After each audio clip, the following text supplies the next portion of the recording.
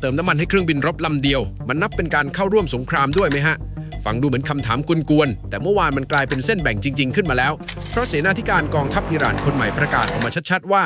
ใครก็ตามที่ให้ความสะดวกกับกองทัพสหรัฐถือว่าร่วมรบด้วยไม่ต้องยิงสักนัดแค่มีที่จอดให้เครื่องบินเติมน้ำมันก็พอแล้วคำเตือนนี้ออกมาห่างจากที่สหรัฐอาหรับเอมิเรตส์ประกาศตัดการค้ากับอิหร่านแค่ไม่กี่ชั่วโมงและที่หนักกว่านั้นคือคราวนี้เขาไม่ได้พูดถึงแค่เพื่อนบ้านในอ่าวเปอร์เซียแล้วมีชื่อประเทศในยุโรปโผล่เข้ามาในบัญชีเป้าหมายด้วยประเทศไหนและมันมาเกี่ยวอะไรกับช่องแคบที่อยู่ห่างออกไปเป็นพันกิโลเดี๋ยวไล่ให้ฟังทีละเปลาะเริ่มที่วันพุธที่19สิงหาก่อนทางฝั่งของตัวเอมิเรตส์ประกาศระงับการค้าและธุรกรรมทางการเงินกับอิหร่านทั้งหมดไม่ได้บอกด้วยว่าจะกลับมาเปิดเมื่อไหร่เหตุผลคือกล่าวหาว่าอิหร่านยิงขีปนาวุธ2ลูกมาทางดินแดนตัวเองตกในน่านน้ำเอมิเรตส์ไป1ลูกคืนก่อนหน้านั้นไซเรนเตือนภัยดังทั่วประเทศบวกกับเรือน้ำมันของบริษัทแห่งชาติเขาที่โดนเล่นงานในช่องแคบมาตลอดกลางเดือนส่วนอิหร่านโดยโฆษกกระทรวงต่างประเทศอิสมาอิลบาเกอีปฏิเสธเรียบว่าไม่ใช่ฝีมือตัวเอง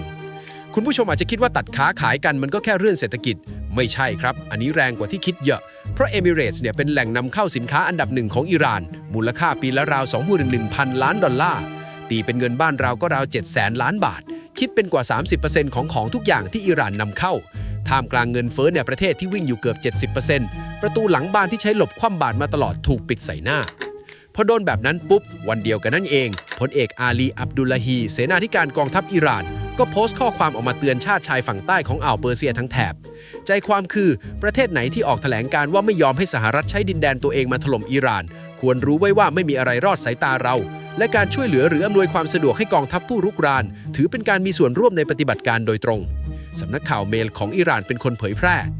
ทีนี้ตัวคนพูดเนี่ยสำคัญนะฮะเพราะเขาเพิ่งนั่งเก้าอี้ตัวนี้ได้ไม่ถึง2 สัปดาห์วันจันทร์ที่10สิงหาคมผู้นำสูงสุดอายาตอเลาะห์มอสตาบาคาเมเนอีเซ็นแต่งตั้งผู้บัญชาการระดับสูงรวดเดียว6 ตำแหน่งอับดุลลาฮีขึ้นเป็นเสนาธิการแทนพลโทอับดุลราฮิมมูซาวีที่เสียชีวิตไปเขาเป็นนักบินและเป็นคนวงในของบ้านคาเมเนอีมานานเคยคุมกองบัญชาการกลางคอตัมอันบียาและถูกสหรัฐขึ้นบัญชีคว่ำบาตรตั้งแต่ปี 2020ในชุดเดียวกันนั้นยังมีอาห์มัดวาฮิดีขึ้นคุมกองกำลังพิทักษ์การปฏิวัติมุสตาฟาอิสซาดีเป็นรองคิยูมัสเฮดารีเป็นรองเสนาธิการพลเรือตรีอาลีอัสมาอีคุมกองทัพเรือของกองกำลังพิทักษ์และฮอสเซนทาเอฟกลับมาคุมกองกำลังบาซิชคือต้องดูวันที่ให้ดีนะครับเพราะคำถามที่หลายคนสงสัยคือการจัดทัพสายแข็งชุดนี้เกิดก่อนหรือหลังการเจรจาล่มคำตอบคือเกิดก่อนครับก่อนตั้ง1 สัปดาห์ลำดับมันเป็นแบบนี้10สิงหาคมตั้งชุดใหม่เสร็จ17สิงหาคมบันทึกความเข้าใจ60วันหมดอายุลงโดยไม่มีข้อตกลง18สิงหาคมทางวอชิงตันประกาศว่าไม่มีการเจรจาใดๆทั้งที่ดำเนินอยู่และที่นัดไว้19สิงหาคมเอมิเรตส์ตัดการค้าแล้ววันเดียวกันคำขู่ยุโรปก็โผล่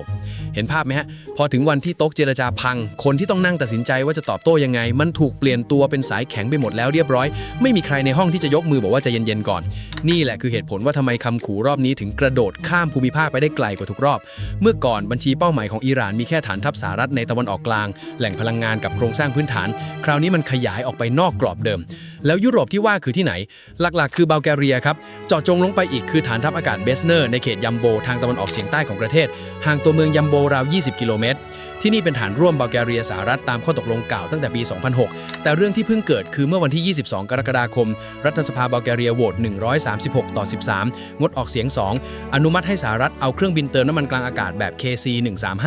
มาประจำการได้สูงสุด 8 ลำพร้อมกำลังพล 250 นายช่วง 24 กรกฎาคมถึง 1 ตุลาคม 2 ลำแรกลงจอดจริงเมื่อ 31 กรกฎาคมชาวบ้านแถวหมู่บ้านเบสเมอร์กับในเมืองยัมโบก็ออกมาประท้วงกันอยู่เหมือนกันส่วนรัฐมนตรีต่างประเทศอิหร่านอารักชีก็โทรไปประท้วงถึงโซเฟียโดยตรงทางรัฐมนตรีกลาโหมบัลแกเรียดิมิตาสโตยานอฟยืนยันกลับมาว่าไม่มีอาวุธโจมตีมาลงที่ฐานนี้มีแต่เครื่องเติมน้ำมันคำอธิบายฟังดูสมเหตุสมผลนะแต่มันดันไปตรงกับจุดที่อิหร่านเถียงพอดีเดี๋ยวเล่าให้ฟังว่าทำไมล่าสุดหนังสือพิมพ์ Financial Times รายงานเมื่อวันที่ 19 สิงหาคมโดยอ้างแหล่งข่าววงในอิหร่าน 2 รายว่ากองทัพอิหร่านกำลังประเมินความเป็นไปได้ที่จะเล่นงานทรัพย์สินสหรัฐในยุโรปตะวันออกเฉียงใต้ทั้งบัลแกเรียและไซปรัสรวมถึงพิจารณาตัดสายเคเบิลใยแก้วใต้ทะเลแถวช่องแคบด้วยเรื่องพิสัยเนี่ยทำได้จริงไหมทำได้ครับขีปนาวุธรุ่นคอรัมชาเซดยิลการ์ดและเอมัดพิสัยราว 2,000 กิโลเมตรยิงจากทางตะวันตกเฉียงเหนือของอิหร่านก็ครอบคลุมกรีซบัลแกเรียโรมาเนียส่วนนักวิจัยจากสถาบันรูซี่ซิดถาดเคาเชาให้ความเห็นสั้นๆว่าภัยคุกคามนี้ของจริงแต่ทำได้จำกัดด้านนาโต้บอกว่าพร้อมรับมือทุกรูปแบบ ทีนี้กลับมาที่คำว่าเครื่องบินเติมน้ำมันทำไมอับดุลลาฮีนถึงเจาะจงคำนี้ไม่พูดว่าเครื่องบินรบเฉยๆมันมีเหตุผลทางเทคนิคล้วนๆครับเครื่องบินขับไล่ที่บินขึ้นจากฐานในอ่าวเปอร์เซียถ้าต้องบินเข้าไปทิ้งระเบิดลึกๆในแผ่นดินอิหร่านแล้วบินกลับน้ำมันในถังมันไม่พอต้องมีเครื่องบินถังน้ำมันบินไปรอเติมกลางทางเสมอเปรียบง่ายๆเหมือนขับรถไปทำธุระต่างจังหวัดแล้วรู้ว่าทางนั้นไม่มีปั๊มต้องมีคนขับรถบรรทุกน้ำมันตามไปจอดรอกลางทางให้ถ้าไม่มีคันนั้นธุระนั้นก็ไปไม่ถึงพอเข้าใจตรงนี้ปุ๊บคำแก้ตัวของชาติอ่าวมันก็เริ่มบางลงทันทีเพราะที่ทุกประเทศพูดตรงกันคือเราไม่อนุญาตให้ใช้ดินแดนเราไปโจมตีอิหร่านแต่อับดุลลาฮีย้อนกลับว่าแล้วเครื่องบินเติมน้ำมันเป็น10 ลำที่จอดอยู่ในฐานพวกคุณเนี่ยเจ้าของบ้านไม่รู้หรือว่ามันมาทำอะไรมันเหมือนบอกว่าไม่ได้ให้ใครมาใช้บ้านก่อเรื่องแต่รถบรรทุกน้ำมันของเขาจอดเต็มลานหน้าบ้านอยู่ทุกวันและตรงนี้แหละที่เบสเมอร์เข้ามาเป็นหลักฐานให้อิหร่านฟรีๆพอเบลแกเมียเปิดเผยเองต่อสาธารณะว่าให้จอดได้เฉพาะเครื่องเติมน้ำมันไม่ใช่อาวุธซึ่งเท่ากับยอมรับไกลๆว่าเครื่องประเภทนี้เป็นชิ้นส่วนของปฏิบัติการรบจริงอิหร่านก็เลยชี้ได้เลยว่าเห็นไหมเขายังนับเป็นการสนับสนุนสงครามเลยแล้วของที่จอดอยู่บ้านคุณล่ะผลของการตีเส้นแบบนี้กับเพื่อนบ้านในอ่าวคืออะไร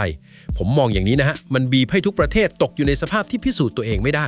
เพราะคุณจะพิสูจน์ยังไงว่าเครื่องบินที่จอดในบ้านคุณไม่ได้ไปช่วยรบภาพถ่ายดาวเทียมมันเห็นหมดต่อให้แถลง100 รอบก็ไม่มีน้ำหนักทางเลือกที่เหลือมี2 ทางที่เจ็บทั้งคู่ทางแรกคือไล่เครื่องบินสหรัฐออกซึ่งแปลว่าฉีกความสัมพันธ์ด้านความมั่นคงที่สร้างกันมา40 ปีทางที่2คือปล่อยไว้แล้วรับความเสี่ยงว่าบ้านตัวเองจะกลายเป็นเป้า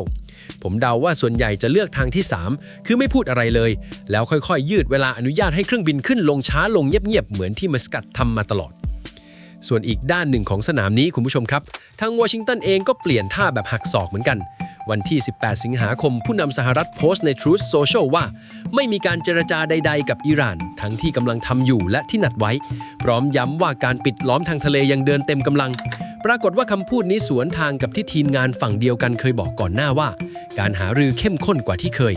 พอถึงวันรุ่งขึ้นก็ยกระดับอีกขั้นประกาศทำสงครามเศรษฐกิจกับอิหร่านโดยใช้คำว่าเป็นปฏิบัติการทางเศรษฐกิจที่บทขี้ที่สุดเท่าที่เคยทำกับประเทศไหนและแหล่งข่าวในทำเนียบขาวก็บอกตรงกันว่าแผนตอนนี้คือกดยาวไม่เปิดหน้าถล่มเพิ่มแล้วเรือรบที่ปล่อยคาบออกมาล่ะเกี่ยวยังไงอันนี้น่าสนใจเรือบรรทุกเครื่องบินจอร์จวอชิงตันแล่นผ่านช่องแคบมะละกาแล้วปล่อยเครื่องบินขับไล่ขึ้นบินในมหาสมุทรอินเดีย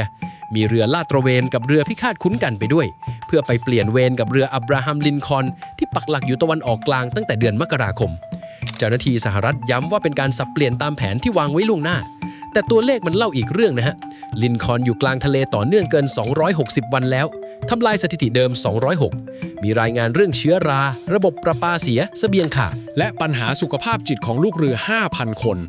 จนวุฒิสมาชิก2 รายทวงถามความรับผิดชอบจากกระทรวงกลาโหมรัฐมนตรีกลาโหมพีทเฮกเซสต้องออกมาพูดเมื่อวันที่ 14 สิงหาว่ารายงานพวกนั้นถูกบิดเบือนการที่ระดับรัฐมนตรีต้องลงมาแก้ข่าวเรื่องอาหารกับที่นอนของลูกเรือด้วยตัวเองเนี่ยมันบอกอะไรบางอย่างครับมันบอกว่าเรื่องนี้ดังจนกลบข่าวรบไม่ได้แล้วและจังหวะที่เปลี่ยนเวรพอดีก็ทำให้คำว่าตามแผนที่วางไว้ฟังยากขึ้นไปอีกที่สำคัญกว่านั้นคือจอร์จวอชิงตันเป็นเรือบรรทุกเครื่องบินลำเดียวที่ประจำการถาวรอยู่ญี่ปุ่นดึงมาอุดตะวันออกกลางแปลว่าแปซิฟิกตะวันตกว่างเรือลำนี้ไปชั่วคราวรวมความแล้วก็คือความพร้อมรบที่แท้จริงตอนนี้ไม่ได้ถูกจำกัดด้วยจำนวนเรือแต่ถูกจำกัดด้วยสภาพคนบนเรือมาถึงเรื่องที่ใกล้ตัวเราที่สุดถ้าช่องแคบฮอร์มุสพังยับตามที่ขู่กันไว้กระป๋องสตางค์บ้านเราจะเป็นยังไงตอนนี้เรือที่วิ่งผ่านช่องแคบเหลือหลัก3 ลำต่อวันเทียบค่าเฉลี่ย5 วันที่12 ลำน้ำมันที่ไหลผ่านเหลือราว3 ล้านบาร์เรลต่อวันจากปกติ20 ล้านราคาน้ำมันดิบเบรนท์ขยับขึ้นมาแตะราว$92เมื่อวานนี้จากที่เคยอยู่แถว88ส่วนเบี้ยประกันความเสี่ยงสงครามพุ่งไปอยู่ในช่วง 3.5-10% ของมูลค่าเรือฝั่งบ้านเรากองทุนน้ำมันที่เอาไว้กดราคาหน้าปั๊มติดลบไปแล้ว 75,500 กว่าล้านบาทณวันที่16 สิงหาจากสัปดาห์ก่อนหน้าที่ 72,000 กว่าล้านสัปดาห์เดียวไหลลงไปอีก 3,000 ล้านมาตรการที่ยังกอดไว้อยู่ตอนนี้คือก๊าซหุงต้มตรึงที่423 บาทต่อถัง15 กิโลยาวถึงสิ้นตุลาคมโดยเพิ่มเงินอุดหนุนจาก7 บาทกว่าเป็นเกือบ10 บาทต่อกิโลส่วนดีเซลยังใช้วิธีลดราคาหน้าโรงกลั่น2 บาท 40 สตางค์ต่อลิตรต่ออายุถึงกลางกันยายนถ้าเบรนท์วิ่งเลย$100ขึ้นไปแล้วค้างอยู่ตรงนั้นผมว่า2 อย่างนี้ทานไม่อยู่ครับดีเซลขึ้นเมื่อไหร่ค่าขนส่งขึ้นตาม ผักในตลาดสดค่าเรือค่ารถวินขึ้นตามกันหมดแล้วมันไม่ใช่ขึ้นแบบเบาๆนะฮะเพราะรอบนี้กระเป๋าที่ใช้ค้ำมันแฟบกว่าทุกรอบที่ผ่านมาส่วนเรื่องคนไทยในตะวันออกกลางทั้งภูมิภาคมีราว 110,000 คนวอลลุ่มของกระทรวงแรงงานยังเปิด24ชั่วโมงสายด่วน1502กด2ผมย้ำเรื่องเดิมอีกรอบเพราะมันสำคัญจริงๆคือถ้าถึงวันที่ต้องอพยพจริงเขาไล่ตามรายชื่อที่ลงทะเบียนไว้ญาติที่อยู่กาตาร์เอมิเรตส์ซาอุคูเวตบาห์เรนถ้ายังไม่ได้แจ้งชื่อกับสถานทูตหรือฝ่ายแรงงานโทรไปแจ้งวันนี้เลยฮะอย่ารอให้ไฟไหม้ก่อนแล้วค่อยหาถังเรื่องนี้มันมีหมุดวันที่ให้จับตากันชัดๆอยู่1อันคือวันที่1ตุลาคม